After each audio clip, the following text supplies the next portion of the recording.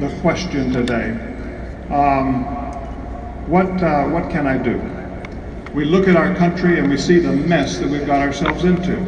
And this mess isn't created by just one party. The Democrats have been in for the last 8 years. But the Republicans, they're just as guilty. All the politicians have just helped make the mess that we find our country in. But there's one thing we can do, ladies and gentlemen, okay? Listen to me.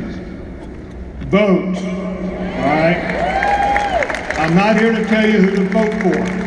God will do that. But you vote.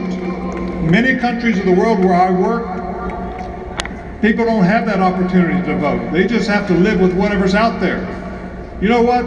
We still have freedom in this country. It may not last much longer. It may not. But we've got freedom. And right now we can vote, and so I want to encourage you to vote. And let's vote not just for the presidential election. I'm talking about vote for every election. Study and look at who's running, and let's vote for people that have biblical faith. Basic biblical faith. Some people ask me the question, Franklin, what would your father have done? I hear that a lot.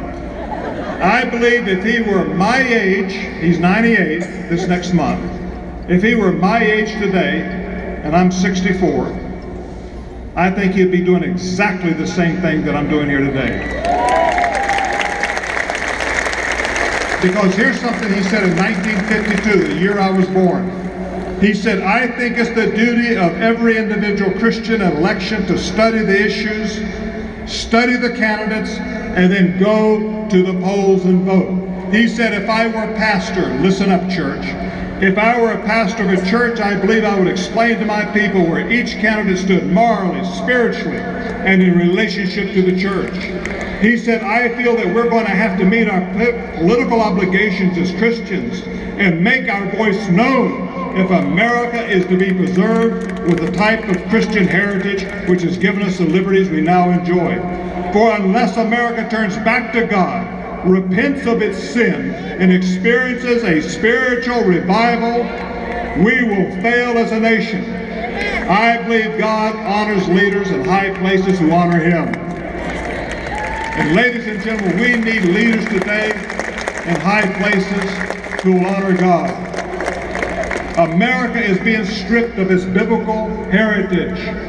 Its God-inspired foundations are being taken away. Growing up, my generation, we were afraid of the red threat. Remember the commies were coming. Remember those guys? All right, they're still out there. But we built up our Army. We built up our Navy. We built up our Air Force.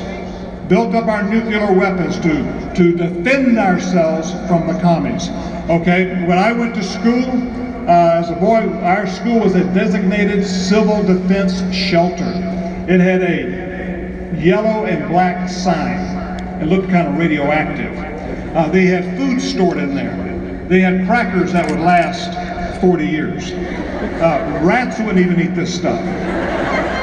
We had air raid drills. A siren would go off. We would get under our desk and we'd put our hands over our head like a nuclear weapon was coming, and that was going to protect us, okay? But we were ready. We practiced, we saved, we built up everything to defeat the communists. Then the Berlin Wall came down. Everybody sighed a sigh of relief. Oh, we won that one. We beat the commies. They couldn't deal with it. And as everybody was relaxing and just getting back, going to life, doing their work, secularism slowly over the last 40 years crept into Washington, came into your state capital, it came into the municipalities across this country. Secularism got into our schools, it's taken our universities, and secularism and communism are one and the same. They're both godless. And while we were ready to fight the communists to protect our religious freedom, secularism has just come in quietly. We haven't paid attention to it, but yet it has taken over. And it's going to take our religious freedoms if we're not careful. That's why it's so important that we vote. Now, when I was growing up, we had the 10 Commandments on the wall. All right, 10 Commandments. And people said, listen, what difference does it make? Because you put those commandments up there. Let's say there's a person from another religion and it offends them. Good, let it offend them, okay? Because that is God's standard, all right? It's His standard.